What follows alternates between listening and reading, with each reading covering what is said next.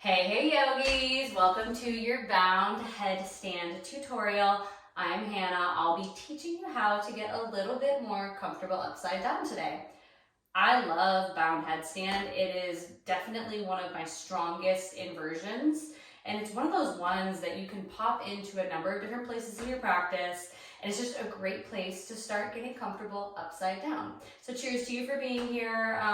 One thing that I think is so critically important when learning inversions, and honestly in all of yoga, is it's a journey.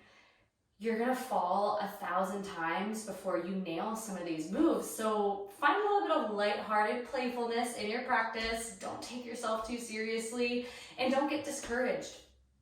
It took me years and years and years of consistent daily practice to get to where I am today. And so cheers to you on this journey. Let's get started.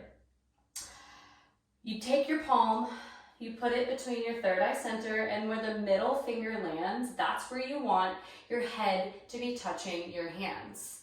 Another really foundational part of getting these inversions and arm balances and all of yoga proper is getting the right alignment. So we bring our hands to the outside edges of our arm to get the elbows and shoulders in one line.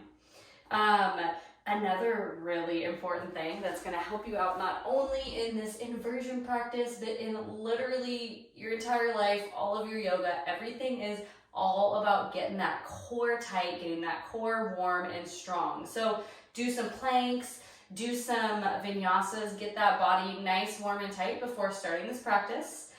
Let's get started. So go ahead and grab for the outside edges of those arms, bring the elbows to the earth, extend the forearms, clasp the hands. So what we're trying to do here is to make a basket for our head to go in. So elbows are on the ground, extend the forearms long, and then bring the forehead about to the pinky, and then set your head in that little basket that you created. So we're on our knees, the top of our head is resting in our hands, our forearms are really pressing firmly into the ground to engage the shoulders. Go ahead, tuck the toes, raise the hips to the sky, and find your first level and layer of this posture. This is a great place for you to start getting comfortable upside down.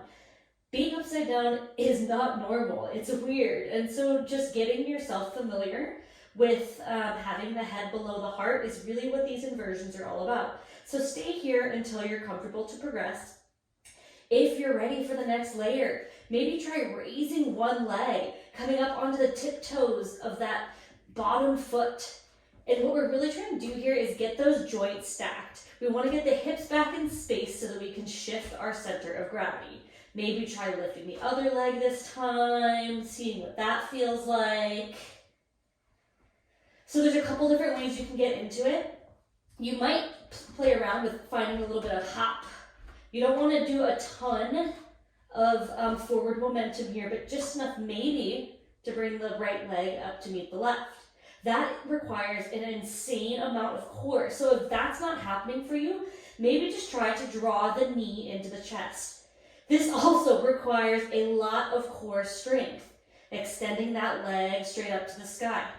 However you can find your way into it, once you're completely inverted, think about getting those ankles, hips, and shoulders all stacked on top of each other. Draw that core in and press into the forearms.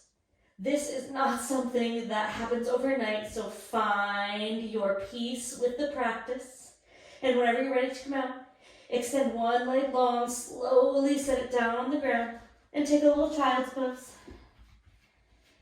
Child's pose is a wonderful place to counteract the intensity of being upside down. Maybe roll the head side to side, release out the neck. You may not get it today, you may not get it tomorrow, but stick with it and keep building up that foundational strength. So again, it's all about strengthening through the core. It's about finding those incremental layers, and it's about celebrating every tiny incremental improvement that you make day by day, week by week.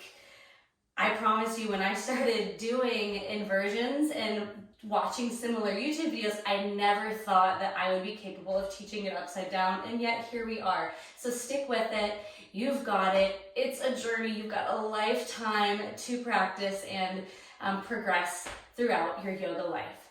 Namaste, yogis.